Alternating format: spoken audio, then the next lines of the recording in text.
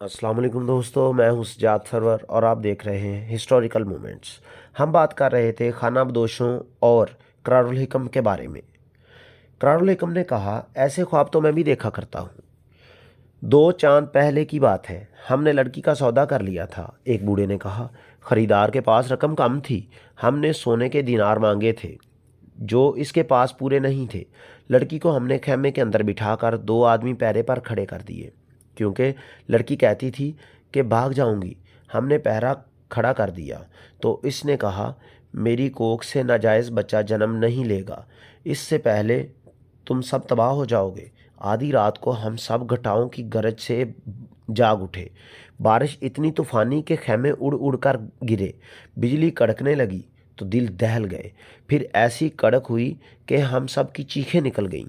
साथ ही सारा जंगल दिन की तरह रोशन हो गया और अंधेरा छट गया।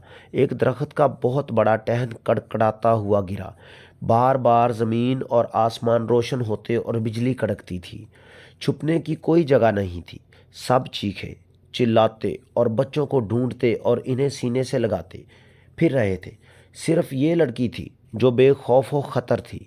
एक जगह खड़ी चिल्ला चिल्ला कर कह रही थी, कोई आदमी अजान दो, जहाँ जहाँ हो वहीं सजदे में गिर पड़ो। 3 आदमी अजान देने लग गए। बाकी सब क़यामत की बारिश में, पानी और कीचड़ में सजदे में पड़ गए। तूफ़ान बहुत देर बाद थमा। हमने इससे ज़्यादा खौफनाक तूफ़ान पहले भी कभी ना देखा। हमारी छत आसमान है, आसमान ही हमें नेमतों से नवाजता है और यही आसमान हम पर कभी कभी आफत भी नाज़िल करता है, मगर हम कभी डरे नहीं थे। इस रात हमारे दिलों पर जो दहशत तारी हुई वो कुछ और मानी रखती थी। सुबह हुई, सब एक जगह ठिठुरते डरते बैठते हुए थे। ये लड़की हम सब को अजीब सी निगाहों से देखती आहिस्ता आहिस्ता हमारे आगे से गुजरी। इसकी आंखों में जाने क्या असर था कि हम सब ने नज़रें नीची कर लीं। हमें इसकी धमकी याद आने लगी, मेरी कोख से नाजायज़ बच्चा जन्म नहीं लेगा, इससे पहले तुम सब तबाह हो जाओगे। लड़की के हाथ में यही कुरान था जो आज तुम इसे पढ़ा रहे हो।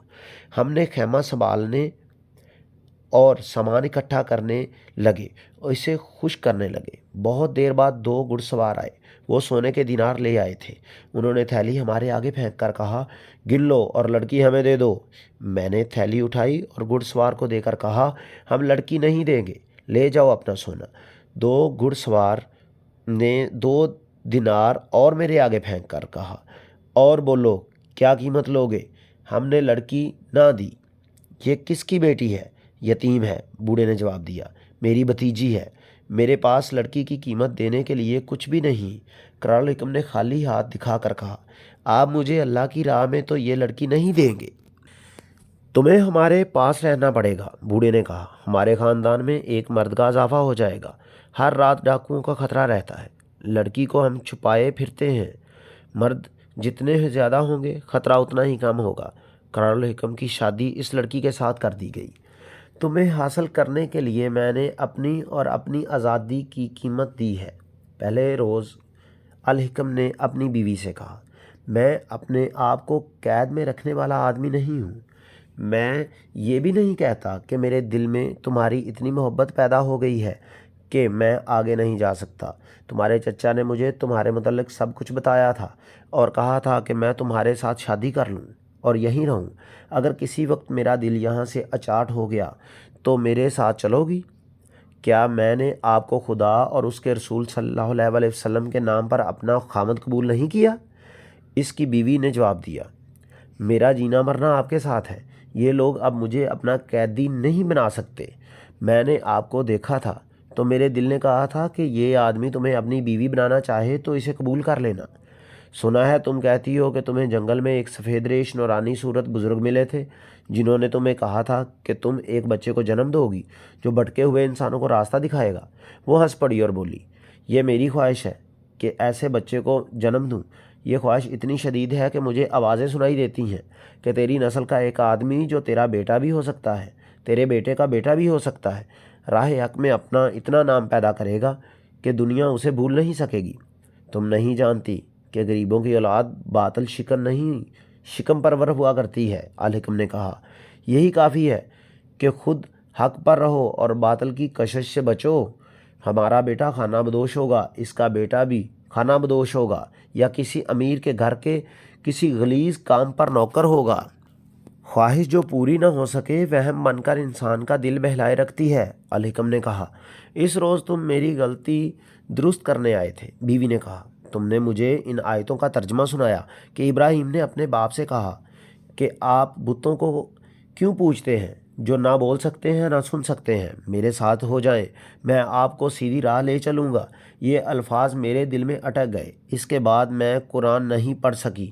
یہی ایک آواز سنائی دیتی رہی کہ تو ایک ابراہیم کو جنم دے گی۔ اس نے رات خواب میں ایک نورانی صورت بزرگ دیکھا۔ وہ تمہاری طرح میری یہی غلطی درست کر کے مجھے پڑھا رہے تھے جو تم نے درست کی ہے۔ پھر انہوں نے مجھ سے پوچھا کہ تم خوبصورت بچہ بغیر عقل کے چاہتی ہو یا بدصورت بچہ جو عقل والا ہو؟ میں نے انہیں کہا کہ وہ بچہ چاہتی ہوں جو حضرت ابراہیم کی طرح اتنا حق پرست ہو کہ اس کا باپ حق پر نہ ہو تو اس سے بھی الگ ہو جائے۔ میں نے اس بزرگ سے کہا کہ خدا مجھے لڑکی دے تو وہ اتنی بدصورت ہو کہ کوئی خریدار اور کوئی ڈاکو اس کی طرف دیکھنا بھی گوارا نہ کرے۔ تم اپنے قبیلے کے رسم و رواج کے خلاف کس طرح ہو گئی ہو؟ قرار الحکم نے کہا، خانہ بدوشوں کی لڑکیاں فروخت ہونے کو ناپسند تو نہیں کرتیں۔ معلوم نہیں میرے دل میں یہ بات کیوں بیٹھ گئی تھی کہ میں شادی کر کے ایک آدمی کی بیوی بن کے رہوں گی۔ بیوی نے جواب دیا، مجھے کسی نے کوئی سبق نہیں دیا۔ میرے دل کی آواز جو مجھے اچھی لگتی تھی، مجھے یقین تھا کہ میری خواہش پوری ہو جائے گی۔ دل سے یہ وہم نکال دو کہ تم ایسے بچے کو جنم دو گی جو بڑا ہو کر نام پیدا کرے گا، الحکم نے جواب دیا۔ دوستو، آج کے لیے اتنا ہی۔ اللہ نگہبان۔